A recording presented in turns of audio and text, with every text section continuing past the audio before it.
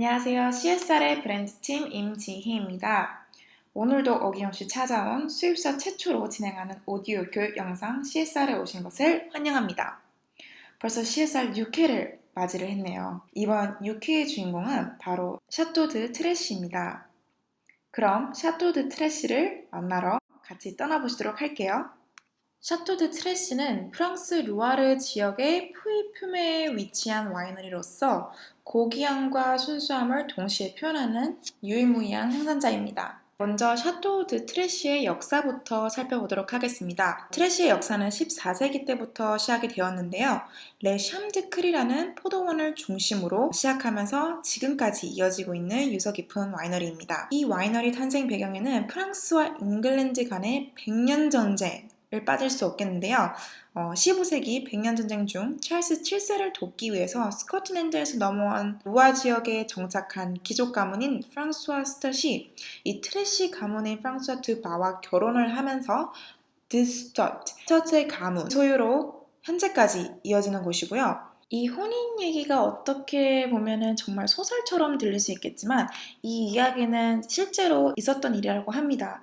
1396년 작성된 양피지 문서에서도 확인할 수 있듯이 샤또 드 트레시의 가장 높은 퀄리티를 지닌 포도원인 샴드크리의 정확한 위치가 기재되면서 이곳은 14세기부터 포도를 재배하고 있었다는 그 기록이 존재하면서 그 사실을 좀 더 뒷받침해 주는데요. 이렇게 따지면 샤또 드 트레시는 600년 이상의 역사를 가지고 있다고 보시면 될 것 같습니다. 그 가문의 위대함이 느껴지는 사실이죠. 영상으로는 글이 잘 안 보이시겠지만 여기 문서 안에 샴드크리가 기재가 되어 있으면서 그 오래된 역사를 실제로 증명을 했고요. 아래에 보시는 이분은 현재 샤또 드 트레시를 운영하시는 줄리엣 데스처 다세이입니다. 여기서 재밌는 사실을 한 가지 말씀드리자면 프랑스에서는 성 앞에 D가 붙으면서 뭐뭐의 가문의 라는 의미로 고귀한 집안의 자손이라는 것을 예측을 할 수가 있는데요. 줄리엣 분이 상당히 역사가 있는 집안의 자손이구나 라는 것을 알 수가 있고요. 트레시를 공부하면서 한 가지 더 재밌는 사실을 같이 한번 짚어봤습니다. 그럼 샤또 드 트레시는 어디에 있을까요? 이것이 바로 프랑스 지도인데 루아르 지역이 빨간색으로 표기가 된 것이고요. 확대해서 보시면 이게 상세르 지역 옆에 위치한 곳이 푸이푸메입니다. 이것은 푸이푸메만 확대해서 나타낸 지역의 지도이고요. 보시다시피 여기 빨간색으로 표기된 곳이 트레시가 위치한 곳입니다. 트레시는 푸이푸메 중에서도 가장 북부에 위치해 있는 것을 확인할 수가 있는데요. 루아르밸리 중에서는 가장 내륙에 자리하며 샤블리와 심지어 매우 가까이 위치해 있고 포도가 천천히 익을 수 있는 지리적 특성을 갖추어 있기 때문에 소비뇽 블랑을 생산하기에 굉장히 적합한 지역이라고 볼 수 있겠습니다. 샤또 드 트레시의 토양 조건은 이 두 가지로 나눠줄 수 있겠는데요. 하나는 클레이 플린스톤, 나머지 하나는 라임스톤. 이 소비뇽 블랑에 있어서 신선한 과실의 맛과 섬세한 미네랄리티를 주는 것은 바로 이 두 종류의 토양 덕분이라고 할 수 있겠습니다. 다음은 샤또 드 트레시의 포도밭입니다. 트레시는 친환경적인 재배 방법을 실행한다는 것으로 그 명성이 자자한데요.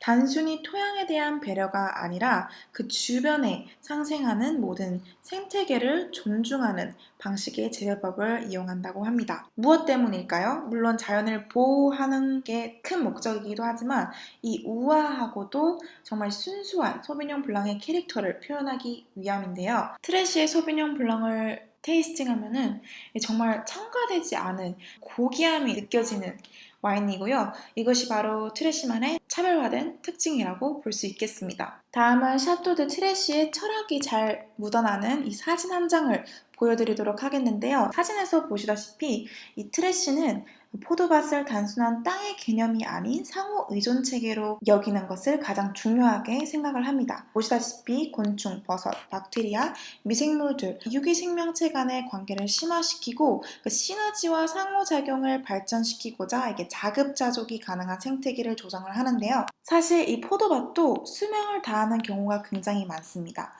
일정 시간 동안 영양분을 주기만 하고 전혀 받지 못한다면은 전혀 땅을 쓰지 못하거나 아니면 다시 갈아서 메꿔야 되거나 경작을 해야 된다거나 그런 이유들이 많은데 이 샤토우드 트래쉬가 오랫동안 이렇게 포도를 재배를 할 수 있는 이유도 그들의 철학 때문인데요. 이러한 이유로 건강하고 균형 있고 풍부한 아로마를 지닌 포도로 자라나면서 좋은 와인이 탄생한다는 것입니다. 이거는 이제 그들의 철학을 사실로 증명해주는 서류를 나타냈는데요. No trace of chemical residue입니다. 전혀 아무런 화학약품의 발자국조차도 없다, 자취조차도 없다 이렇게 정말 자부심을 가지고 그들의 철학을 다시 한번 강조시키는 트래쉬 모습을 볼 수 있겠습니다. 이렇게 환경을 생각하는 와이너리에게만 주어지는 그런 그린 인증도 받았고요. 샤토 드 트래쉬의 재배법은 조금 특이합니다. High Density of Plantation이라고 이제 1헥타르당 재배하는 포도나무 수량이 무려 17,000그루인데요. 사실 이 방법은 오히려 더 높은 퀄리티의 와인을 생산하기 위함이라고 합니다. 토지를 골고루 사용하는 대신에 포도송이를 3송이밖에 기르지 않아 그 농축도 있는 맛이 탄생하게 된다는 건데요. 적은 수확량과 높은 퀄리티를 추구하는 샤토 드 트래쉬의 모습입니다. 또 다른 재배법은 마살 셀렉션이라고 해서 똑같은 품종이라도 같은 유전자에서만 나온 포도나무만 심는 것이 아닌 각각의 유전자 특징이 조금 다른 포도나무들을 골고루 심어서 다양성과 복합미를 추구를 하는데요. 샤토 드 트래쉬만의 정체성을 유지하기 위함이라고 합니다. CSR이 가지고 있는 샤토 드 트래쉬의 포트폴리오를 같이 보도록 할 텐데요. 이 트래쉬의 와인의 특징은 이렇게 다 하얀색 캡, 하얀색 레이블이 돋보이는 그런 순수한 이미지를 추구하는 게 특징이라고 볼 수 있겠는데요.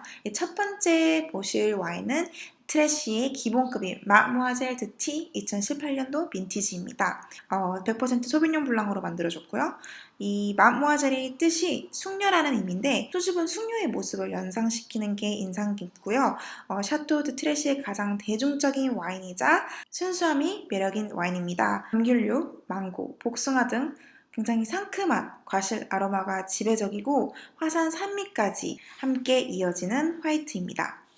샤토 드 트래쉬 푸이품의 2018년도 빈티지입니다. 샤토 드 트래쉬를 대표하는 와인이자 미국 토마스 제퍼슨이 사랑했던 화이트 와인으로서 대통령의 화이트 와인이라는 명칭을 가지고 있고요. 와이너리 설립 초기부터 1980년 이전까지는 오직 이 한 품목으로만 생산이 되었다고 해요.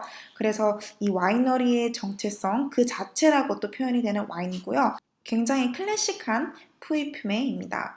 자몽, 레몬 등의 시트러스 아로마 향도 나지만 피스타치오, 아몬드 등의 고소한 풍미도 함께 나는 것이 트래쉬의 대표 화이트라고 볼 수 있겠습니다. 다음 만나보실 와인은 101 앙스 16년도 빈티지이고요. 60년 이상 올드바인이 전하는 기품 있는 응축미를 자랑하는 와인입니다. 단 이 이름이 이렇게 지어진 이유가 단 1헥타르에서 101줄로 심어진 올드바인에서 엄선한 포도로 생산해서 붙여진 이름이라고 하고요.